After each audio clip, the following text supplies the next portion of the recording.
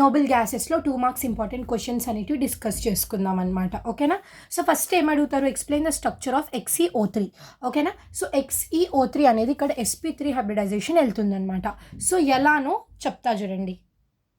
So Xe కదా, okay, O3 దీనికి ఒక లోన్ పేరు ఉంటుంది కదా. సో అందుకే ఇది sp3 హైబ్రిడైజేషన్ వెళ్తుంది అనమాట. ఇది పిరమిడల్ షేప్ అనేది ఉంది. దీని మధ్య యాంగిల్ 103 degrees అనేది ఉంటుంది అనమాట. ఓకేనా? ఇది వచ్చేసి XeO3 గురించి, అదే ఇక్కడ ఇచ్చారు చూడండి.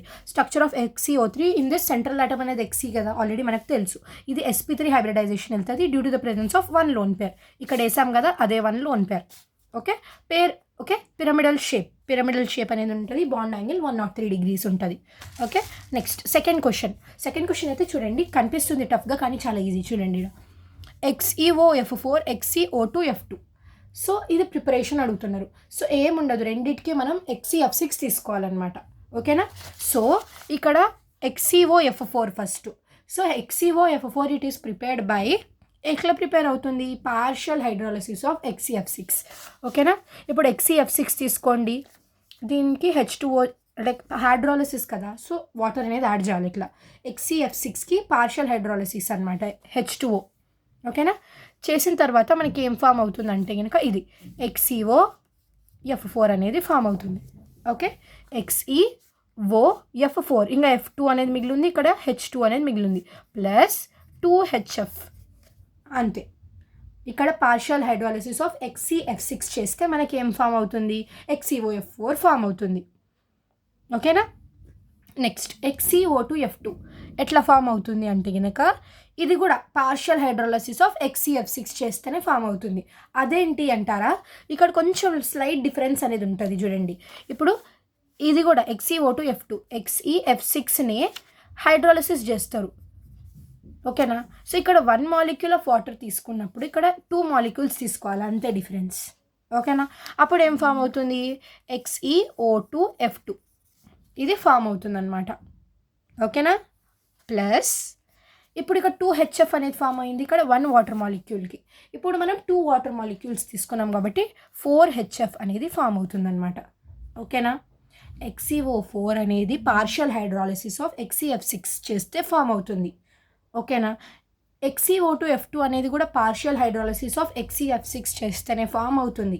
ఇక్కడ 1 molecule ఆఫ్ H2O తీసుకున్నాం, ఇక్కడ 2 molecule ఆఫ్ H2O తీసుకున్నాం, ఇక్కడ 2HF ఫామ్ అయినప్పుడు ఇక్కడ 4HF ఫామ్ అవుతాయి, అంతే. Next list the uses of the neons. ఓకేనా? నియాన్ యూజెస్ అనమాట. నియాన్ అనేది it is used in discharge tubes and fluorescent bulbs. Discharge tubes ఉంటాయి కదా, ఓకేనా? డిశ్చార్జ్ ట్యూబ్స్లో, ఫ్లోరెసెంట్ బల్బ్స్లో ఈ నియాన్ అనేది చాలా యూస్ఫుల్ అనమాట. ఓకేనా?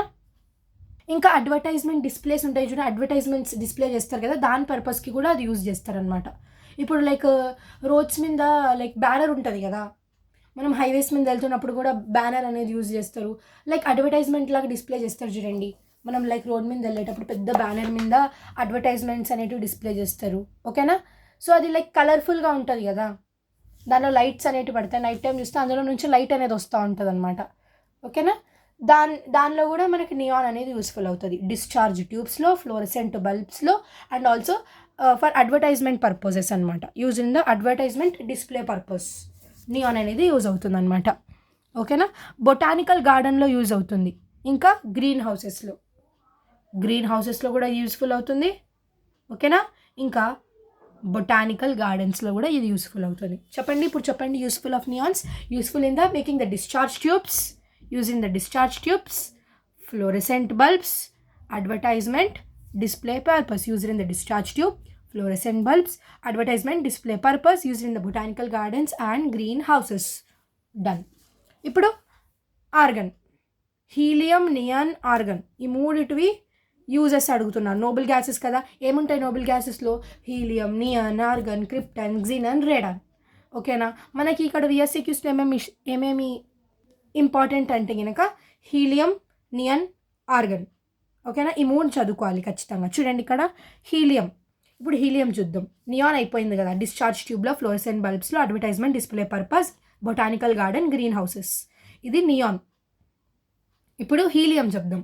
హీలియం బెలూన్స్ చూసినారా, అట్లా గుర్తుపెట్టేసుకోండి, ఫిల్డ్ ఇన్ ద బెలూన్స్ కదా. హీలియం అనేది బెలూన్స్లో ఫిల్ చేస్తారు. ఓకేనా. ఏరోప్లేన్ విత్ టైర్స్ ఉంటాయి కదా, పెద్ద పెద్ద ఏరోప్లేన్ విత్ టైర్స్ ఉంటాయి చూడండి. ఓకేనా, ఆ టైర్స్లో కూడా హీలియం అనేది ఫిల్ చేస్తారనమాట.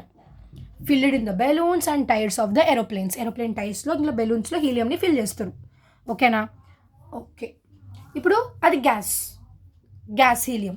ఇప్పుడు లిక్విడ్ హీలియం ఏదైతే ఉంటుందో అది క్రయోజెనిక్ లిక్విడ్ లాగా యూజ్ చేస్తారు. అంటే ఇప్పుడు క్రయోజెనిక్ అంటే ఏంటంటే కనుక ఇప్పుడు ఆర్గన్స్ ఉంటాయి కదా ఎక్కువసేపు స్టోరేజ్ ఉండడానికి. ఇప్పుడు ఎవరిదైనా లైక్ ఏదైనా ట్రాన్స్ప్లాంటేషన్ అనుకోండి, ఐ ట్రాన్స్ప్లాంటేషన్ లేకపోతే హార్ట్ ట్రాన్స్ప్లాంటేషన్, అప్పుడు లైక్ ఎక్కువసేపు అది లైవ్ కండిషన్లో ఉండదన్నమాట.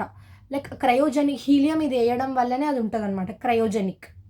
ఓకేనా, క్రయోజెనిక్ లిక్విడ్ లాగా యూజ్ చేస్తారనమాట ఇది సర్జరికల్ పర్పస్ కోసం. ఓకేనా, liquid helium is used in the cryogenic liquid. అది క్రయోజెనిక్ లిక్విడ్ లాగా కూడా liquid helium it is used as cryogenic liquid. Filled in the balloons, tires of the aeroplanes and liquid helium used in the cryogenic liquid. Okay, next helium neon అయిపోయింది. ఇప్పుడు organ. Okay, organ అనేది electric బల్బ్స్లో use అవుతుంది. ఓకేనా, laboratory పర్పస్లో కూడా use అవుతుంది అనమాట. Okay, ల్యాబొరేటరీలో ఎలా ఉంటుందంటే కొన్ని సబ్స్టాన్సెస్ ఎయిర్కి చాలా సెన్సిటివ్గా ఉంటాయి అనమాట. లైక్ ఎయిర్ కండిషన్లో అది లైక్ రావడానికి కొంచెం చాలా సెన్సిటివ్ ఉంటాయి, బ్లాస్ట్ అయిపోవడం అలా జరుగుతూ ఉంటాయి అనమాట. అదే ఎప్పుడైతే ఈ ఆర్గన్ అనేది ఉంటుందో, ఈ ఆర్గన్ అనేది ఉన్నప్పుడు లైక్ మనం ఎయిర్ సెన్సిటివ్ సబ్స్టాన్సెస్ని ల్యాబొరేటరీలో ఎయిర్ సెన్సిటివ్ సబ్స్టాన్సెస్ని ఈజీగా హ్యాండిల్ చేయవచ్చు in the presence of argon.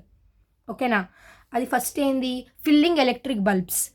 ఓకేనా, ఎలక్ట్రిక్ బల్బ్స్ ఫిల్ చేసేటప్పుడు యూజ్ అవుతుంది.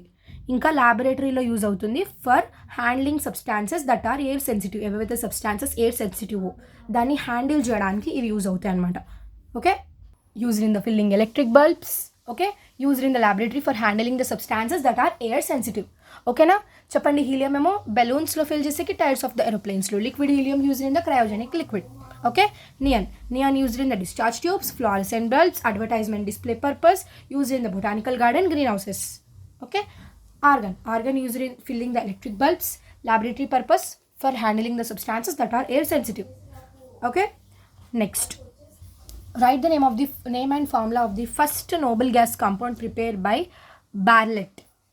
ఈ బెర్ట్లెట్ ఏదైతే ప్రిపేర్ చేశారో నోబెల్ గ్యాస్ కాంపౌండ్ దాని నేమ్ అడుగుతున్నారనమాట. ఓకేనా, ఇది వచ్చేసి క్సినాన్ హెక్సాఫ్లోరో ప్లాటినేట్ 4 అనమాట. ఓకేనా, ఇతను ఏం ప్రిపేర్ చేశాడంటే క్సినాన్ హెక్సాఫ్లోరో ప్లాటినేట్ 4. క్సినాన్ హెక్సాఫ్లోరో ప్లాటినేట్ 4 అనమాట, XCPTF6. ఇది ప్రిపేర్ చేశారనమాట. ఇది వచ్చేసి ఫస్ట్ నోబెల్ గ్యాస్ కాంపౌండ్ అనమాట, క్సినాన్ హెక్సాఫ్లోరో ప్లాటినేట్ 4. క్సినాన్ హెక్సాఫ్లోరో ప్లాటినేట్ 4, ఇది ఆక్సిడేషన్ నెంబర్ దాన్ని. ఓకేనా, next, in the modern diving apparatus a mixture of helium and oxygen is used. Why? Diving apparatus like సీస్లో వెళ్తారు చూడండి, ఆక్సిజన్ సిలిండర్స్ పెట్టుకొని వాళ్ళని, అది వాళ్ళు ఏదైతే అపారిటస్ క్యారీ చేస్తారో డైవింగ్ అపారిటస్ అంటాం అనమాట. ఓకేనా, అందులో హీలియం ఇంకా ఆక్సిజన్ మిక్చర్ ఉంటుంది. ఎందుకు అంటే కనుక ఈ mixture of oxygen and helium is used as diluent for the oxygen respiration mixture of sea drivers. సీలో వెళ్తారు కదా వాళ్ళకి లైక్ ఇది ఒక సిలిండర్స్లో పెట్టుకుంటారనమాట ఇది. ఓకేనా, అది లైక్ ఆక్సిజన్ రెస్పిరేషన్, ఆక్సిజనే కదా చేస్తారు రెస్పిరేషన్, దానికోసం అనమాట. ఎందుకు అంటే కనుక హీలియంకి, ఇప్పుడు హీలియం బ్లడ్లో డిజాల్వ్ అయిపోదు, helium does not dissolve in the blood. ఓకేనా, సో అది లైక్ బ్లడ్లో డిజాల్వ్ కాకపోతే మనకి ఏమీ పెయిన్ఫుల్ అవే సెన్సేషన్స్ అవేం కాజ్ చేయదు కదా. ఓకేనా, సో అందుకే ఎప్పుడైతే సీ డ్రైవర్స్ బయటికి వస్తారు అప్పుడు వాళ్ళకి ఎలాంటి పెయిన్ అనేది ఉండదన్నమాట. ఓకేనా, లైక్ ఏమైనా లైక్ మన ఇప్పుడు కార్బన్ డైఆక్సైడ్ మన బ్లడ్లో మిక్స్ అయిందనుకో, అప్పుడు కార్బమైనో హిమోగ్లోబిన్ అనేది ఫామ్ అవుతుంది కదా. అప్పుడు ఏమవుతుంది, ఎనరోబిక్ రెస్పిరేషన్ అనేది జరిగినప్పుడు మజిల్స్ అనేవి ఫ్యాటిక్ అయ్యి లాక్టిక్ యాసిడ్ అనేది ఫామ్ అవుతుంది కదా. సో అప్పుడు ఏమవుతుంది, పెయిన్ఫుల్ మజిల్స్ పెయిన్ అనేది వస్తుంది. సివియర్ ఎక్సర్సైజ్ చేసినప్పుడు ఆక్సిజన్ అక్యుములేట్ అయినప్పుడు, ఎనరోబిక్ రెస్పిరేషన్ జరిగినప్పుడు. అదే హీలియం అనేది యూజ్ చేసినారనుకో అది బ్లడ్తో కంబైన్ అవ్వదు. అప్పుడు when the sea divers like లోపల నుంచి వాటర్ నుంచి బయటకు వచ్చినప్పుడు అప్పుడు ఏమవుతుందంటే కనుక వాళ్ళకి ఎలాంటి పెయిన్ఫుల్ సెన్సేషన్ ఉండదు. ఎందుకంటే the helium does not mixes or blends with the blood.